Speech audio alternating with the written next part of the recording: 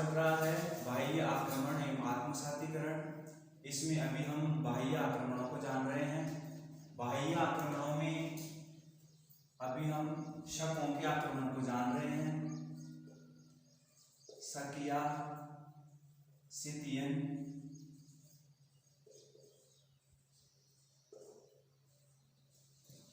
का आक्रमण। यूनानियों के बाद में दूसरे नंबर पर भारत में जो विदेशी जाति आई वो शक थे। शकों को सिथियन भी बोला जाता है क्योंकि शकों का जो मूल स्थान था वो मध्य एशिया में सीथिया नाम का स्थान था, इसलिए इनको सिथियन भी कहा जाता है। तो शक और सिथियनों के भारत पर आक्रमण को हम जान रहे हैं। अब तक की जानकारी में हमने जाना कि शक उत्तर की तरफ से भारत में प्रवेश करके आते हैं, बोलन दर्रे को पार करके सिंधु घाटी क्षेत्र में आकर बसे। बसने के बाद में जब धीरे धीरे इनकी संख्या बढ़ी और शक्ति बढ़ी तो इन्होंने आसपास के क्षेत्रों पर अधिकार करना शुरू किया। शुरू में शकों की मुख्यतः 5 शाखाएं बनी। पहली शाखा ने अफगानिस्तान की तरफ अपना राज स्थापित किया और अपनी राजधानी कपिशा को बनाया। दूसरी शाखा ने शकों की जो 5 शाखाएं बनी थी उसकी जो पहली शाखा ने अफगानिस्तान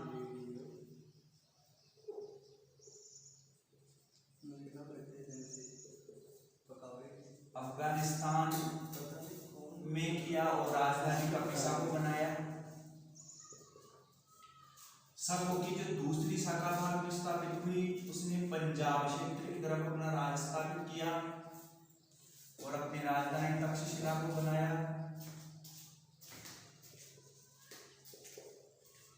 शकों की जो तीसरी शाखा भारत में स्थापित हुई, तीसरी शाखा ने मथुरा की तरफ अपना राज स्थापित किया और उनकी राजधानी भी वही मथुरा ही थी।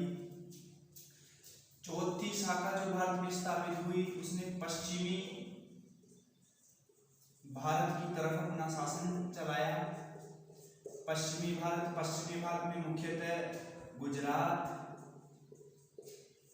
व राजस्थान का क्षेत्र आता है। गुजरात और राजस्थान के क्षेत्र की तरफ शकों की चौथी शाखा ने शासन चलाया और अपनी राजधानी उज्जैन को बनाया।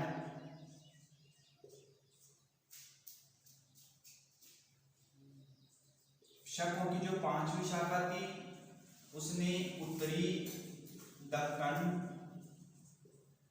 दक्कन में अपना शासन स्थापित किया और अपनी राजधानी नासिक को बनाया। तो इस प्रकार जब शक अपनी शक्ति को बढ़ा रहे थे तो उनकी 5 शाखाएं बनी और उन 5 शाखाओं ने भारत के अलग अलग हिस्सों पर अपना शासन क्षेत्र स्थापित किया और अपनी राजधानियां बनाई। इन 5 शाखाओं में से ऊपर की जो 3 शाखाएं हैं ये ज्यादा समय तक नहीं चली और लगभग 1 शताब्दी तक चलने के बाद में समाप्त हो गई। लेकिन 5 शाखाओं में से जो उज्जैन वाली शाखा है और नासिक वाली शाखा है ये शाखाएं लंबे समय तक चली।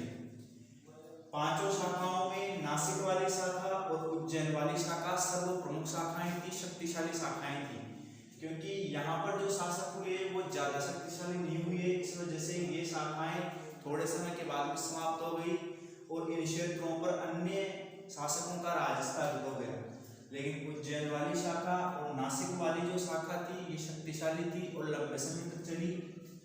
इन दोनों शाखाओं में भी नासिक वाली जो शाखा है ये 2 शताब्दी तक चली, उसके बाद ये भी समाप्त हो गई। लेकिन जो उज्जैन वाली शाखा है ये सर्व प्रमुख शाखा थी। इन दोनों शक्तिशाली शाखाओं में भी पश्चिमी भारत यानी उज्जैन वाली जो शाखा थी ये सर्वाधिक शक्तिशाली शाखा थी भारत में 5 शाखाओं में से। इस शाखा ने लगभग 4 शताब्दियों तक भारत पर अपना शासन चलाया। तो शकों ने भारत में आकर जो प्रारंभिक विजय की, प्रारंभिक सैनिक अभियान किए, उन प्रारंभिक सैनिक अभियानों में शकों को ना तो भारत के शासकों का विरोध करना पड़ा और ना ही भारत की जनता का विरोध करना पड़ा। शुरू में शकों को भारत के राजाओं ने और भारत की जनता ने नहीं रोका, जिसकी वजह से शकों ने भारत के 5 अलग अलग क्षेत्रों पर अपना शासन क्षेत्र स्थापित कर लिया। लेकिन शकों की जो चौथी शाखा थी, सर्वाधिक शक्तिशाली शाखा, इस शाखा को शुरू में अपना शासन क्षेत्र स्थापित करने में थोड़ी दिक्कत हुई। बाकी और शाखाओं को स्थानीय राजाओं और जनता का विरोध सहन नहीं करना पड़ा, लेकिन उज्जैन वाली शाखा को उज्जैन का जो स्थानीय शासक था उस समय का, उसने शकों का विरोध किया। शकों की चौथी शाखा जब पश्चिमी भारत यानी गुजरात, राजस्थान, मध्य प्रदेश वाला जो क्षेत्र है, इधर अपना शासन क्षेत्र स्थापित करने के लिए जाती है, उस टाइम उज्जैन का राजा था वहां का विक्रमादित्य।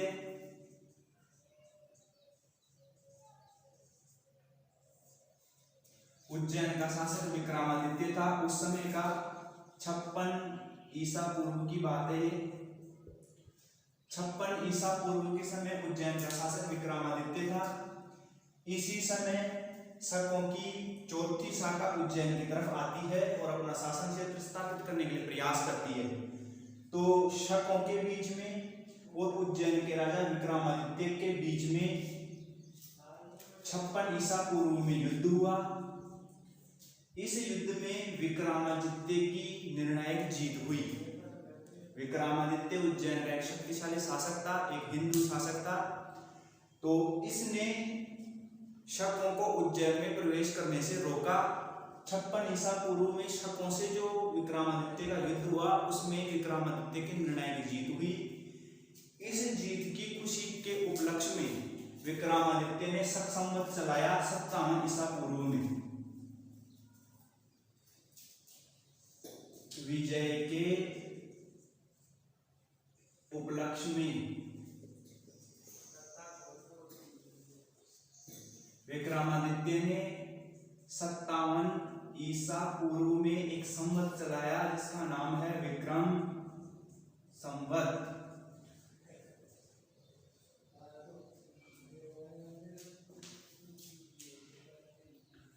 विक्रम संवत 57 ईसा पूर्व में चलाया था विक्रमादित्य ने शकों पर विजय के उपलक्ष्य में। यह विक्रम संवत आज भी जो भारत का हिंदू पंचांग है, उस पंचांग में आज भी काम में लिया जाता है। हिंदुओं के तिथियों में और हिंदुओं के पंचांग में आज भी विक्रम संवत काम में लिया जाता है। तो विक्रम संवत विक्रमादित्य द्वारा चलाया गया था 57 ईसा पूर्व में शकों के ऊपर विजय के उपलक्ष्य में। इस जीत के बाद में विक्रमादित्य के नाम से एक उपाधि भी बन गई भारत में, विक्रमादित्य नाम की उपाधि। तो बाद के आने वाले जो भारत के शासक थे, वो शासक भी इस उपाधि को ज्यादा ग्रहण करने लगे। चंद्रगुप्त द्वितीय ने और भी भारत के बहुत सारे शासक हुए आगे आने वाले टाइम में। वो शासक जब कोई भी बड़ा युद्ध लड़ते और उसमें जीत जाते तो वो खुद को विक्रमादित्य की उपाधि देते थे। तो इस प्रकार से विक्रमादित्य की उपाधि एक तो बहुत ज्यादा आगे बढ़ी, उसका महत्व बढ़ा, और एक विक्रम संवत शकों की ऊपर विजय के उपलक्ष्य में चलाया गया। बाद में जब विक्रमादित्य की मृत्यु हो गई, उसके बाद वाले शासक कमजोर हुए और उन कमजोर शासकों को हराकर शकों ने उज्जैन पर भी अपना अधिकार कर लिया। विक्रमादित्य के समय तक तो शक उज्जैन में नहीं आ सके, लेकिन विक्रमादित्य की मृत्यु के बाद में कमजोर शासकों का फायदा उठाकर शकों ने उज्जैन पर भी अपना अधिकार कर लिया। और ये उज्जैन वाली शाखा ही भारत में सर्वाधिक शक्तिशाली शाखा स्थापित हुई, जिसने लगभग 4 सदियों तक भारत पर अपना शासन क्षेत्र स्थापित किया। तो इन दोनों शाखाओं के बारे में थोड़ा हम आगे जानते हैं। नासिक वाली शाखा, उज्जैन वाली शाखा के बाद में दूसरे नंबर की जो शक्तिशाली शाखा थी वो नासिक वाली शाखा थी। नासिक वाली जो शाखा थी, इसने उत्तरी दक्कन की तरफ अपना शासन क्षेत्र स्थापित किया था। उत्तरी दक्कन की राजधानी नासिक थी। तो यहाँ पर भी शकों ने लंबे समय तक, लगभग 2 शताब्दी तक राज चलाया था। नासिक वाली शाखा में सबसे शक्तिशाली शासक था नहपान। शकों की जो नासिक वाली शाखा थी, इस नासिक वाली शाखा में नहपान शासक सबसे शक्तिशाली साबित हुआ, सबसे शक्तिशाली।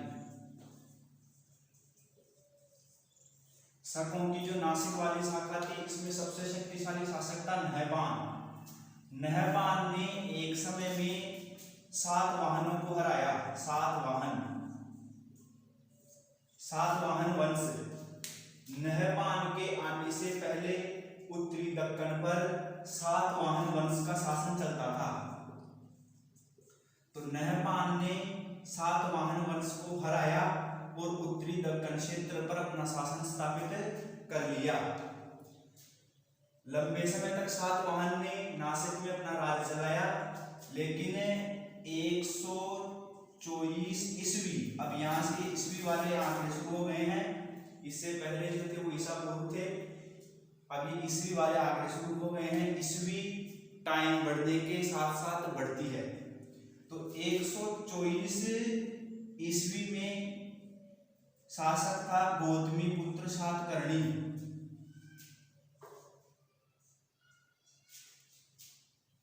दक्षिण भारत का राजा था गौतमी पुत्र सातकर्णी।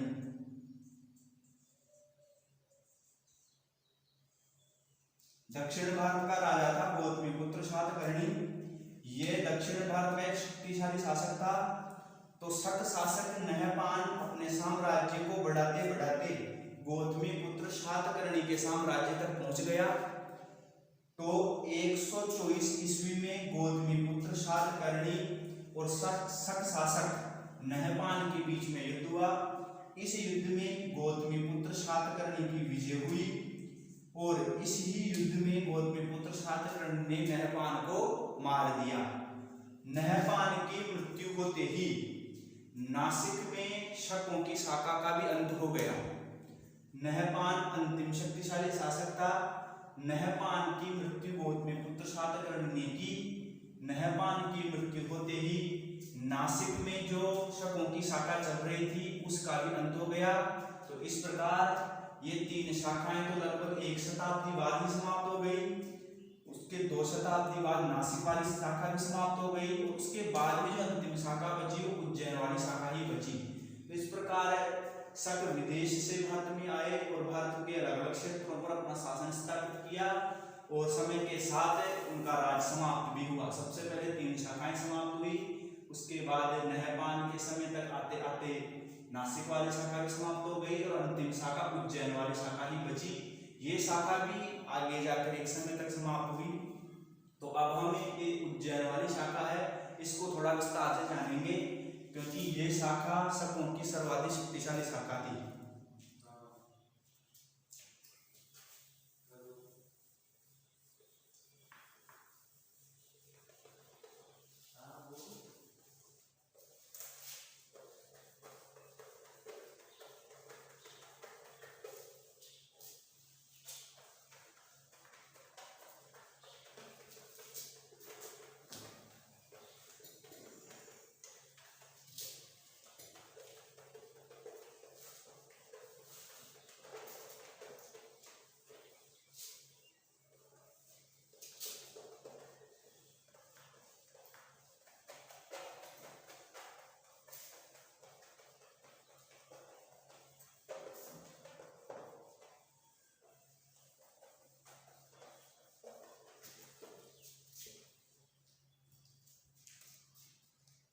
भारत में शकों के आक्रमण में हमें शकों की जो सबसे प्रमुख शाखा थी भारत में उज्जैन वाली शाखा, जिसने भारत के पश्चिम भारत के क्षेत्र पर शासन किया था। पश्चिम भारत की शाखा जिसकी राजधानी उज्जैन थी। तो शकों की 5 शाखाओं में से जो पश्चिमी भारत वाली शाखा थी जिसकी राजधानी उज्जैन थी, ये सर्वाधिक शक्तिशाली शाखा थी। तो इस शाखा के बारे में हम थोड़ा विस्तार से जानते हैं। तो इसी शाखा में एक शक शासक आता है जिसका नाम है रुद्रदामन। शक शासक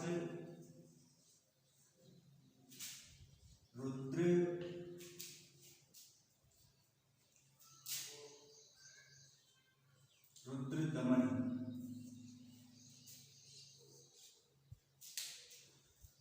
शकों की जो उज्जैन वाली शाखा थी, इस उज्जैन वाली शाखा में आगे जाकर शासक हुआ था रुद्रदमन।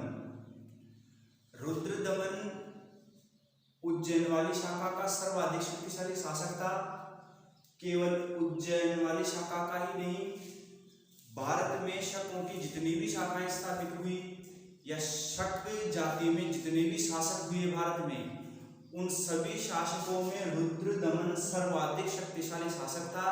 तो इस बात का आप ध्यान रखें कि भारत में शकों में सर्वाधिक शक्तिशाली शासक रुद्रदमन था। रुद्रदमन के बाद में दूसरे नंबर का जो शक्तिशाली शासक था वो नहपान था। नहपान नासिक शाखा से संबंधित था, तो नासिक शाखा में नहपान सर्वाधिक शक्तिशाली था और उज्जैन शाखा में रुद्रदमन सर्वाधिक शक्तिशाली शासक था। लेकिन रुद्रदमन और नहपान की तुलना की जाए तो उसमें रुद्रदमन सर्वाधिक शक्तिशाली शासक सिद्ध हुआ संपूर्ण भारत में शकों में। तो शकों में सबसे शक्तिशाली शासक रुद्रदमन भारत में हुआ। तो अब हम शक शासक रुद्रदामन के बारे में विस्तार से जानकारी लेते हैं। रुद्रदामन के पिता का नाम जयदमन था। जयदमन का पुत्र था रुद्रदामन, जिसने अपनी कुशलता और योग्यता के बल पर उज्जैन पर अधिकार किया और बाद में उज्जैन में अपना शासन क्षेत्र काफी ज्यादा बढ़ा लिया। रुद्रदामन का जो शासनकाल था भारत में, शासनकाल वह 130 ईस्वी से लेकर 150 ईस्वी तक था। 130 ईस्वी से लेकर 150 ईस्वी के बीच का जो समय है, ये समय रुद्रदामन का भारत में शासनकाल है। रुद्रदामन ने 130 ईस्वी से लेकर 150 ईस्वी तक भारत में अपना शासन चलाया। रुद्रदामन शक शासकों में और उस समय में भारत का एक प्रख्यात और एक शक्तिशाली शासक था, जिसने उज्जैन में अपना राज्य स्थापित किया और बाद में धीरे धीरे आसपास के क्षेत्रों को जीतकर अपने साम्राज्य को काफी ज्यादा बढ़ा लिया। तो रुद्रदामन की सर्वाधिक जानकारी हमें मिलती है जूनागढ़ अभिलेख से। जूनागढ़ अभिलेख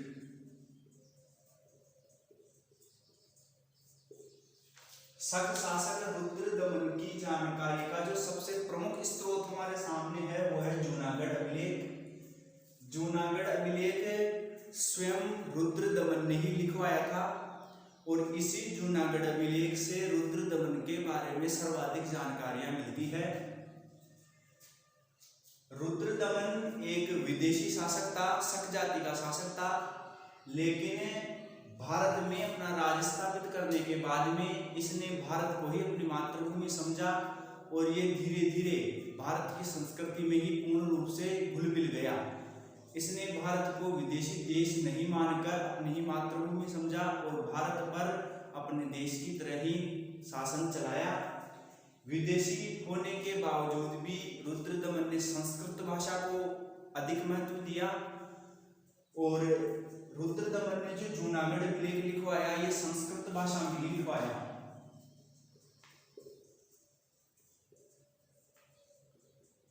जूनागढ़ अभिलेख भारतीय इतिहास का एक प्रमुख ऐतिहासिक स्रोत है। यह जूनागढ़ अभिलेख रुद्रदमन ने लिखवाया था, ये संस्कृत भाषा में लिखा हुआ है और इस अभिलेख से हमें तत्कालीन शासन व्यवस्था और रुद्रदामन के समय की बहुत सारी महत्वपूर्ण जानकारियां मिलती है।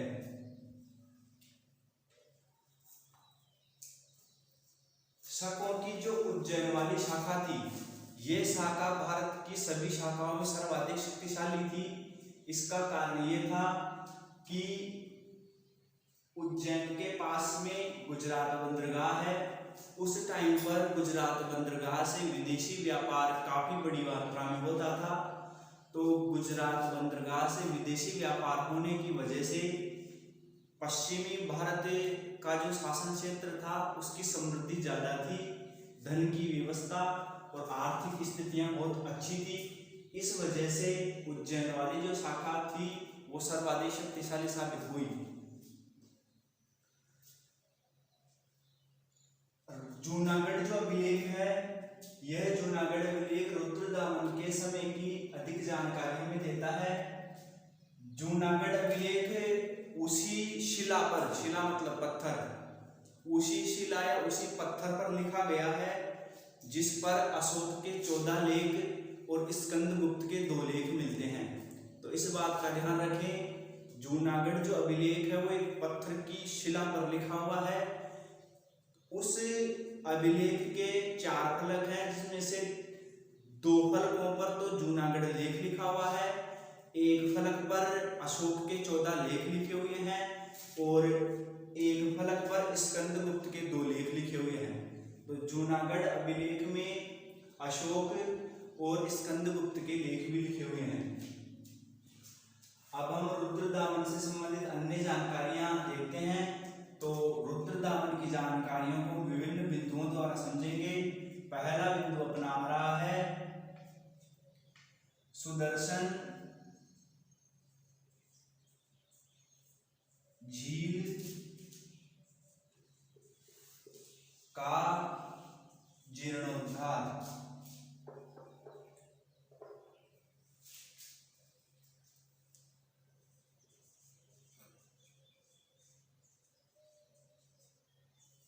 शक शासक रुद्रदामन की जानकारियों को हम विभिन्न बिंदुओं द्वारा समझेंगे। तो पहला जो बिंदु अपना रहा है वो है सुदर्शन झील का जीर्णोद्धार।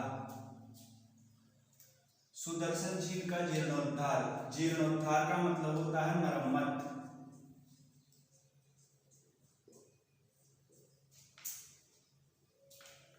सुदर्शन झील भारत की एक बहुत ही प्रमुख झील है। सुदर्शन झील का निर्माण मौर्य शासक चंद्रगुप्त मौर्य के समय में ही हो गया था निर्माण। सुदर्शन झील का निर्माण चंद्रगुप्त मौर्य, चंद्रगुप्त मौर्य का गवर्नर था पुष्यगुप्त, पुष्यगुप्त। इस पुष्यगुप्त ने सुदर्शन झील का निर्माण करवाया था। पुष्यगुप्त चंद्रगुप्त मौर्य का गवर्नर था। तो सुदर्शन झील का निर्माण मौर्य वंश के शासक चंद्रगुप्त मौर्य के समय में ही हो गया था और इसका निर्माण पुष्यगुप्त ने करवाया था। यह झील भारत के गिरनार स्थान पर स्थित है। इस झील का निर्माण उस समय में जनता के भलाई के लिए, लोक कल्याण के लिए, आसपास की जनता को पेयजल और सिंचाई की सुविधा देने के लिए और बाढ़ों से बचाने के लिए झील पुष्यगुप्त द्वारा बनाई गई थी। बनने के बाद से ही इस झील का स्थानीय लोगों ने काफी फायदा उठाया और इस झील से स्थानीय लोगों को काफी ज्यादा मदद मिली। मौर्य वंश में ही आगे जाकर शासक हुआ अशोक। अशोक के समय में इस सुदर्शन झील से नहर सिंचाई के लिए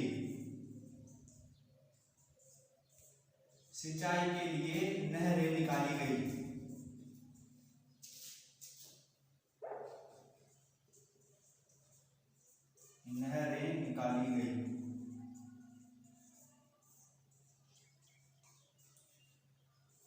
मौर्य शासक अशोक के समय में सुदर्शन झील से सिंचाई के लिए नहरें निकाली गई।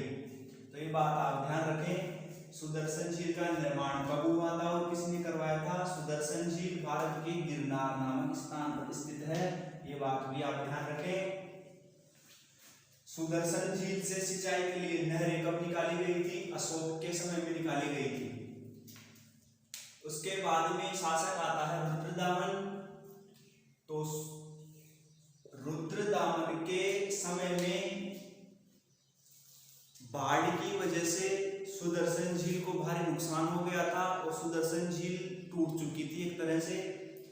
तो स्थानीय जनता की मांग और जन कल्याण को देखते हुए रुद्रदामन ने अपने खुद के कोष में से भारी धन खर्च करके इस सुदर्शन झील का जीर्णोद्धार करवाया। रुद्रदामन के समय में सुदर्शन झील टूट फूट चुकी थी, तो रुद्रदामन ने इस झील का वापस से जीर्णोद्धार यानी मरम्मत करवाई। सुदर्शन झील का जीर्णोद्धार करवाने के लिए अधिक धन की आवश्यकता थी, इसलिए रुद्रदामन के जो मंत्री थे उन मंत्रियों ने रुद्रदामन को सलाह दी कि इस झील की मरम्मत नहीं करवाएं, क्योंकि इस झील की यदि मरम्मत करवाई जाएगी तो अधिक धन की जरूरत पड़ेगी, जिससे हमें धन की हानि होगी। तो मंत्रियों ने रुद्रदामन को सुदर्शन झील का जीर्णोद्धार करने से मना किया। लेकिन रुद्रदामन एक जनता प्रिय और लोक कल्याण की भावना वाला शासक था। उसने जन कल्याण को अधिक महत्व दिया और अपने मंत्रियों की सलाह को नहीं मानकर खुद के राजकोष में से भारी धन का खर्च किया और इस सुदर्शन झील का जीर्णोद्धार करवाया। तो इस प्रकार से रुद्रदामन ने स्वयं का अधिक धन खर्च करके सुदर्शन झील का जीर्णोद्धार करवाया था। सुदर्शन झील का जीर्णोद्धार सौराष्ट्र का गवर्नर था सुविशाख।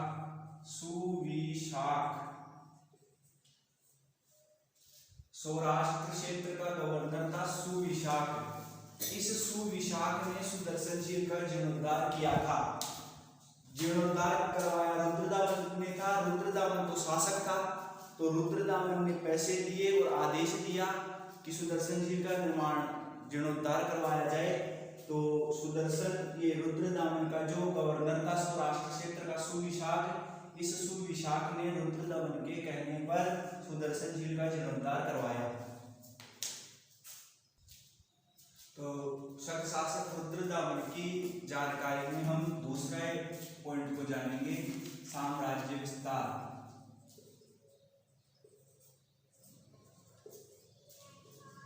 रुद्रदामन का साम्राज्य विस्तार।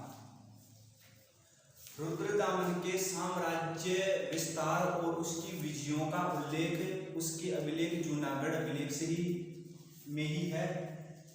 रुद्रदामन से संबंधित हर विषय की जानकारी जूनागढ़ अभिलेख से ही मिलती है।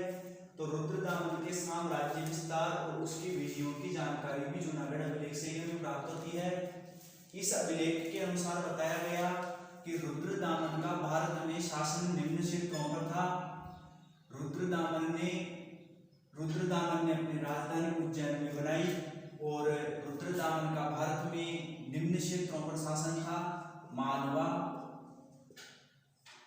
गुजरात,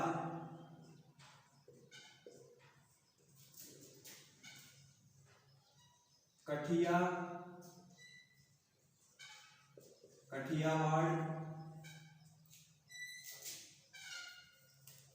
पश्चिम राजस्थान, सिंध प्रदेश,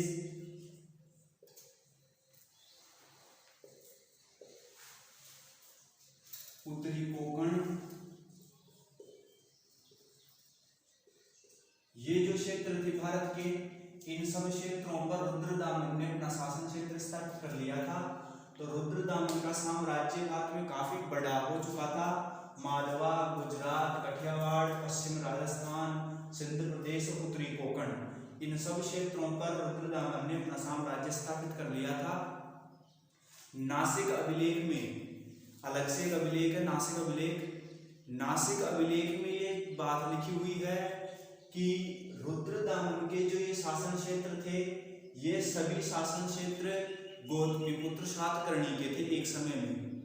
लेकिन गौतमी पुत्र शातकर्णी की मृत्यु के बाद में उसके जो वंशज आए वो वंशज थोड़े कमजोर साबित हुए और उन्हीं कमजोर वंशजों से रुद्रदामन ने ये सब क्षेत्र छीन लिए थे और अपना साम्राज्य काफी हद तक बढ़ा लिया था।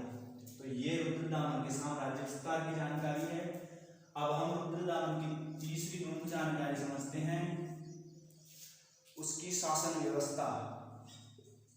शासन व्यवस्था, रुद्रदामन की शासन व्यवस्था किस प्रकार की थी वो हम जानते हैं। रुद्रदामन एक कुशल राजा था और उसने अपने साम्राज्य में प्रशासन काफी अच्छी तरह से चलाया था। रुद्रदामन का जो शासन व्यवस्था थी वो इस प्रकार की थी कि रुद्रदामन का साम्राज्य प्रांतों में बटा हुआ था और हर प्रांत का शासन संभालने के लिए रुद्रदामन ने हर प्रांत में एक एक गवर्नर नियुक्त किए हुए थे। जैसे पहले हमने जाना कि सौराष्ट्र के गवर्नर सुविशाख ने सुदर्शन झील का जीर्णोद्धार करवाया था।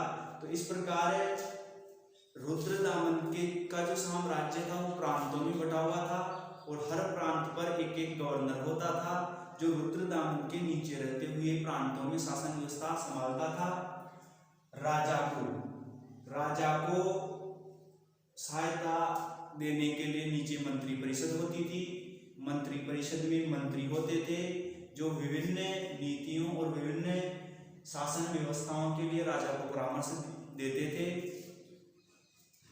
मंत्रियों के नीचे सचिव होते थे जो मंत्रियों के शासन कार्यों में मदद करते थे। इसके अलावा प्रमुख पद होता था कर्म सचिव का। कर्म सचिव जो थे, कर्म सचिवों का कार्य था कि राजा जो भी नीति बनाए या जो भी आदेश पारित करे उसको साम्राज्य में लागू करना। राजा द्वारा बनाई गई नीति और आदेशों को साम्राज्य में लागू करने का काम जो अधिकारी करते थे उनको कर्म सचिव कहा जाता था। तो उसकी शासन व्यवस्था सीधी सी थी। साम्राज्य प्रांतों में बटे हुए थे, प्रांतों में गवर्नर होते थे जो शासन व्यवस्था संभालते थे। सबसे ऊपर का जो पद था वो राजा था। राजा के नीचे मंत्री परिषद होती थी।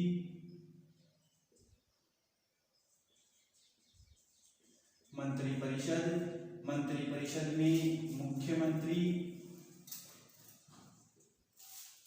और अन्य मंत्री होते थे जो राजा को शासन कार्यों में मदद देते थे। अन्य मंत्रियों के नीचे सचिव और कर्म सचिव होते थे जो राजा के आदेशों और नीतियों का क्रियान्वयन करते थे। तो इस प्रकार की शासन व्यवस्था थी रुद्रदामन की। तो रुद्रदामन का जो साम्राज्य था वो काफी विशाल था, लेकिन फिर भी अपने कुशल प्रशासन की बदौलत रुद्रदामन ने इतने बड़े साम्राज्य में भी सही ढंग से अपनी शासन व्यवस्था को चलाया। शासन व्यवस्था के बाद में अब हम रुद्रदामन के व्यक्तित्व को जानते हैं।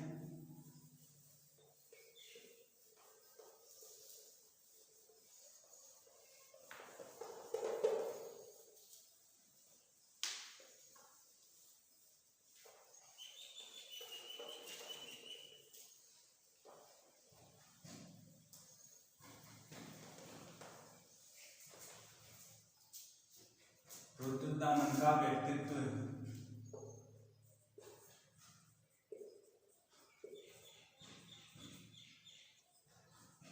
रुद्रदामन किस प्रकार का शासक था, उसका व्यक्तित्व किस प्रकार का था, वो व्यक्तित्व अब हम जानते हैं। तो रुद्रदामन के व्यक्तित्व की जानकारी भी हमें उसके जूनागढ़ अभिलेख से मिलती है। जूनागढ़ अभिलेख से रुद्रदामन किस प्रकार का व्यक्तित्व था, किस प्रकार का राजा था, इसकी हमें काफी हद तक जानकारी मिलती है। इस अभिलेख के द्वारा हमें पता चलता है कि रुद्रदामन के अंदर जन कल्याण की भावना बहुत ज्यादा थी। जन कल्याण की भावना। रुद्रदामन एक विदेशी शासक था, लेकिन फिर भी भारत में उसने राज इस प्रकार से चलाया कि भारत को उसने खुद अपना ही देश समझा और यहाँ की जनता को स्वयं की जनता मानते हुए ही रुद्रदामन ने अपना शासन चलाया। रुद्रदामन भले ही भारतीय शासकों के लिए अच्छा साबित नहीं हुआ, क्योंकि उसने भारतीय शासकों को हराकर उनके क्षेत्रों पर अधिकार किया था, लेकिन भारत की जो जनता थी, भारत की जो आम प्रजा थी, उस प्रजा के लिए रुद्रदामन एक बहुत ही अच्छा शासक साबित हुआ, क्योंकि रुद्रदामन के अंदर जन कल्याण की भावना बहुत ज्यादा थी। वो आम जनता के लिए बहुत ज्यादा कार्य करता था। स्वयं के राजकोष से धन का व्यय करके वो जनता के फायदे के लिए तरह तरह के कार्य करता रहता था। अपने मंत्रियों के मना करने के बाद में भी उसने सुदर्शन झील का जीर्णोद्धार करवाया। इस घटना से हमें पता चलता है कि रुद्रदामन के अंदर जन कल्याण की भावना बहुत ज्यादा थी। इसके अलावा रुद्रदामन एक वीर योद्धा और कुशल शासक भी था। रुद्रदामन एक कुशल शासक और वीर योद्धा भी था। राजा होते हुए भी वो स्वयं को सेनापति की भांति समझता और एक कुशल योद्धा की तरह कार्य करता था। युद्ध क्षेत्र में भी वो एक सेनापति के पद पर रहकर ही सेना का नेतृत्व करता था और अपनी सेना को युद्ध में हमेशा लड़ने के लिए आतुर करता था। इसके अलावा रुद्रदामन शारीरिक सौंदर्य का भी धनी था। उसका जो शारीरिक व्यवस्था थी वो भी काफी अच्छी थी। उसका शरीर सुडौल और लंबा चौड़ा था। तो इस प्रकार रुद्रदामन में बहुत से गुण होते हुए शारीरिक सौंदर्यता भी बहुत अधिक थी। रुद्रदामन कला और ज्ञान विज्ञान में भी निपुण था। रुद्रदामन कला और ज्ञान विज्ञान में भी काफी निपुण था। वो स्वयं भी बहुत सारी भाषाओं का ज्ञाता और विद्वान था। स्वयं उसने जूनागढ़ अभिलेख लिखवाया। उसने भारतीय कला और भारतीय साहित्य और भारतीय संस्कृति को अपनाया। विदेशी होते हुए भी उसने भारतीय धर्मों को संरक्षण दिया, भारतीय धर्मों को माना और भारत की जो संस्कृत भाषा थी उस संस्कृत भाषा को ही अपनी राजकीय भाषा बनाया। तो इस प्रकार रुद्रदामन एक अच्छे व्यक्तित्व का धनी और एक अच्छा शासक था। लेकिन रुद्रदामन के बाद में आने वाले जो शासक हुए वो रुद्रदामन जैसे ख्याति प्राप्त करने में असफल हुए और रुद्रदामन की मृत्यु के बाद में शकों की जो उज्जैन शाखा थी वो शाखा भी धीरे धीरे समाप्त हो गई। तो आज